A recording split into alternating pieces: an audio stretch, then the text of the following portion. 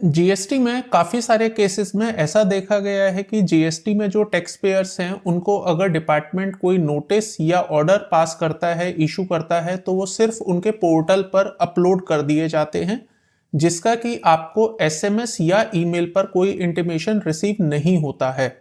तो ऐसे में दोस्तों आप लोगों के लिए काफ़ी चैलेंजिंग हो जाता है उन नोटिस को टाइमली रिप्लाई कर पाना। एंड बहुत सारे केसेस में ऐसा भी देखा गया है कि काफ़ी महीने बाद जब डिपार्टमेंट ने रिकवरी स्टार्ट कर दी है या कोई पर्टिकुलर एक्शन इनिशिएट कर दिया है, तब जाकर आपको इसकी इंफॉर्मेशन मिलती है कि आपके अगेंस्ट कोई नोटिस इशू हुआ था और उसके बाद ऑर्डर भी पास हो गया है।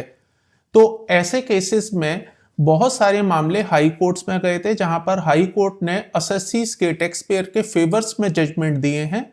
बहुत सारे केसेस मद्रास हाई कोर्ट के थे, बॉम्बे हाई कोर्ट के थे। अब रिसेंटली दिल्ली हाई कोर्ट ने भी टैक्स पेयर के फेवर में ऑर्डर पास किया है, जिसमें हाई कोर्ट का कहना यह है कि केवल जीएसटी पोर्टल पर कोई भी ऑर्डर या शोकोज नोटिस अपलोड कर देने से काम नहीं चल पाएगा। टैक्स पेयर को उसका इंफॉर्मेशन भी होना चाहिए, या तो एसएमएस के द्वारा या ईमेल के द्वारा या दोनों ही माध्यम से उसको इसकी इंफॉर्मेशन मिलनी चाहिए। ऐसे में हाई कोर्ट का सिंपल इतना सा कहना है कि कोई भी टैक्स पेयर 24 घंटे पोर्टल पर अवेलेबल नहीं रह सकता ये चेक करने के लिए कि क्या उसको कोई नोटिस इशू हुआ है या नहीं।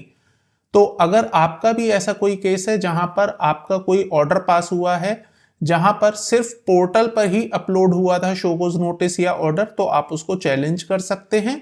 या अगर आपके केस में भी सेम फैक्ट्स हैं, तो आप ऐसे में इन हाई कोर्ट्स की जो जजमेंट हैं जो कि असेसी के फेवर में गई हैं, टैक्स पेयर के फेवर में गई हैं, आप उनको एज एन रेफरेंस अपने केस में भी यूज कर सकते हैं।